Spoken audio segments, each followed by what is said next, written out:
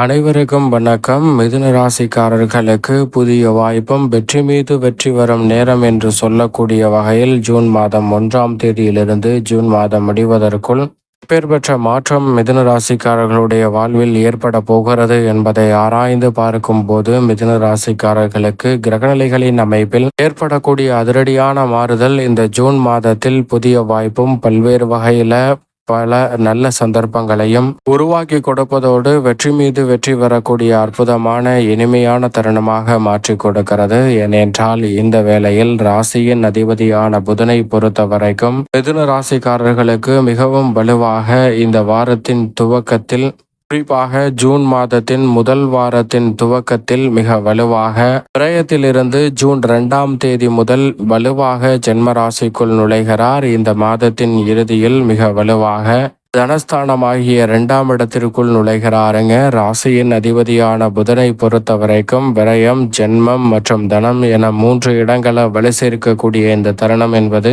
பெரும்பாலும் புத ஆதித்ய யோகத்தை நிறைவாக அள்ளி கொடுப்பதால் மிகப்பெரிய அளவிலான வளர்ச்சியும் முன்னேற்ற வாய்ப்புகளும் தடை தாமதம் இல்லாமல், சிக்கல் சிரமம் இல்லாமல் ஏற்படுத்தி கொடுக்க போகிறார். அதோடு மட்டுமல்லாது முழு சுபகிரகமான குருவுடனும் இணைந்து சஞ்சரிப்பதால், சூரியனுடனும் இணைந்து சஞ்சரிப்பதால் பல்வேறு வகையான நல்ல மாற்றங்களையும் வளர்ச்சிக்கான நல்ல வாய்ப்புகளையும் சந்தர்ப்பங்களையும் மிதுன ராசிக்காரர்களுடைய வாழ்வில் ஏற்படுத்தி கொடுக்கிறார். எனவே புதிய வாய்ப்பும் வெற்றி மீது வெற்றி வரும் நேரம் என்று சொல்லக்கூடிய வகையில் பல நல்ல சந்தர்ப்பங்கள் உறுதியாகவே உங்களை தேடி வருகிறது. மாணவர்களின் கல்வி சார்ந்த பணிகளில் இந்த தருணத்தில் பெரிய அளவிலான நெருக்கடிகள் விலகி முன்னேற்றம் நிறைவாக கிடைப்பதற்கான சூழல் நிச்சயமாக கிடைக்க இருக்கிறது. அதோடு மட்டுமல்லாது எந்த ஒரு காரியத்தை கையில் எடுத்தாலும் அதில் இருக்கக்கூடிய தடை தாமதங்களை முழுமையாக விளக்குவதோடு மட்டுமல்லாது வளர்ச்சிக்கான நல்ல சந்தர்ப்பங்களையும் ஏற்படுத்தி கொடுக்கிறார். ராசியின் அதிபதியான புதனை நட்பு கிரகமாக பார்க்கக்கூடிய சந்திரன் 12 இடங்களில் மாறி வலம் வந்தாலும் கூட பெரும்பாலும் முன்னேற்ற வாய்ப்பை வளர்ச்சிக்கான நல்ல சந்தர்ப்பத்தையும் மிதுனராசிக்காரர்களுடைய வாழ்வில் ஏற்படுத்தி கொடுக்கிறாருங்க.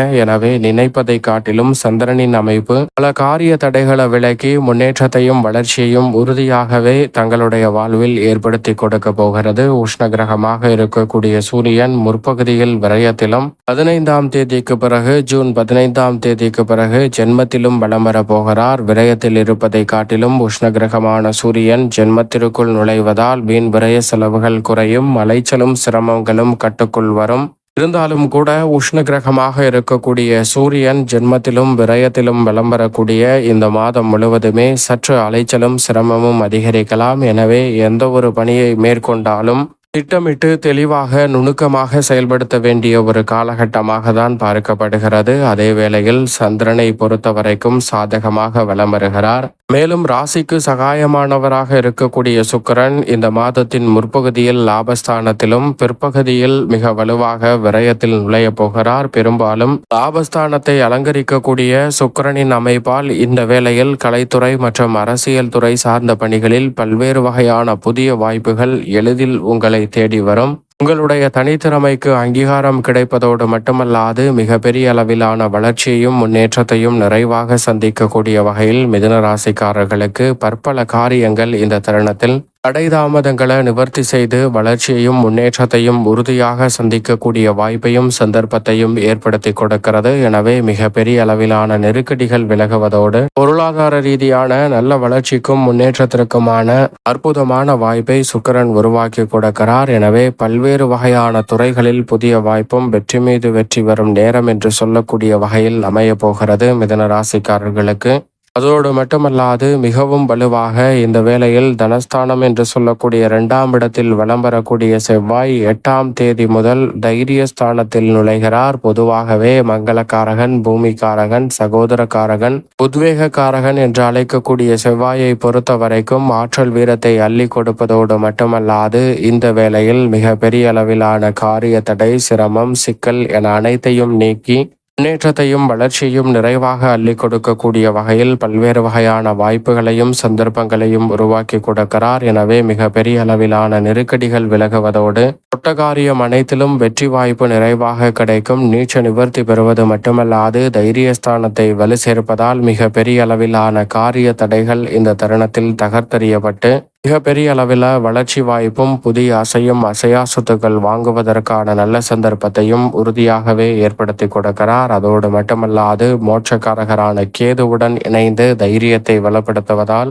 எதிர்மறையான சிந்தனை, எதிர்காலத்தை பற்றிய அச்சம், குழப்பம் போன்ற அனைத்துமே இந்த வேளையில் உறுதியாகவே விலகுகிறது. மிக தெளிவாக சிறப்பாக செயல்படுவதற்கான சந்தர்ப்பத்தை மோட்சக்காரகரான கேது அள்ளி கொடுக்க போகிறாருங்க. அது மட்டுமல்லாது பாக்கியஸ்தானமாகிய 9ஆம் இடத்தை வலு சேர்க்கிறாருங்க. ராகு, நிழல் கிரகமான ராகு 9லும் மோட்சக்காரகரான கேது 3ஆம் இடத்தையும் அலங்கரிக்கக்கூடிய இந்த தருணம் என்பது முன்னேற்றத்திற்கு முட்டுக்கட்டையிடக்கூடிய காரிய தடைகள் அனைத்தையும் தவிடுபடியாக்கி மிதுன ராசிக்காரர்களுடைய வாழ்வில் மகிழ்ச்சியும் இனிமையையும் நிறைவாக அள்ளி கொடுப்பதோடு புதிய வாய்ப்பும் வெற்றி மீது வெற்றி வரக்கூடிய அற்புதமான நேரமாக இந்த வேலையை நிழல் கிரகமான ராகு கேது உருவாக்கி கொடுக்கிறது. எனவே உத்தியோகம், தொழில் ரீதியாக தொடர்ந்து சந்தித்து வரக்கூடிய பல்வேறு வகையான காரிய தடைகள், நெருக்கடிகள், சிரமங்கள் இந்த தருணத்தில் முற்றிலுமாக விலகி முன்னேற்றம் நிறைந்த ஒரு தருணமாக அமைய போகிறது. மிக பெரிய அளவில் தொடர்ந்து பல்வேறு வகையான சறுக்கல்களை சந்தித்து வரக்கூடிய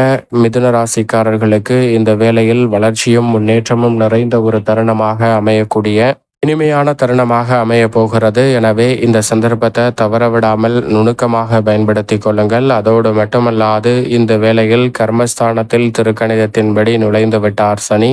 பாக்கிய பஞ்சாகமத்தின்படி 9ல் தான் ஆட்சி பலம் பெற்றிருக்கிறார். சனியின் இரு அமைப்புகளுமே மிதுன ராசிக்காரர்களுக்கு பல்வேறு வகையில உத்தியோகம், தொழில் ரீதியான வளர்ச்சிக்கான நல்ல வாய்ப்புகளையும் சந்தர்ப்பங்களையும் அள்ளி கொடுப்பதால் மிகப்பெரிய அளவிலான காரிய தடை, சிக்கல், சிரமம் என அனைத்துமே விலகி தங்களுடைய வாழ்வில் பொருளாதார ரீதியான வளர்ச்சியையும் முன்னேற்றத்தையும் நிறைவாக சந்திப்பதோடு பெரிய அளவில் நெருக்கடி என்று இருக்கக்கூடிய பல காரியங்களை விலகி நன்மையும் முன்னேற்றமும் நிறைந்த ஒரு தருணமாக மாற்றிக்கொள்ளக்கூடிய அற்புதமான சந்தர்ப்பத்தை சனி உருவாக்கி கொடுக்கிறார். சரியாக மிதுன ராசிக்காரர்கள் பயன்படுத்திக் கொள்ளுங்கள். ஆனால் இந்த வேளையில் மிகவும் சாதகமற்ற ஒரே கிரகம் என்றால் அது முழு சுப கிரகமாக இருக்கக்கூடிய குரு பகவான் மட்டும்தான். குரு பகவான் ஜென்மத்தில் அமர்ந்திருப்பது உறுதியாகவே சாதகமற்ற அமைப்பாக தான் பார்க்கப்படுகிறது.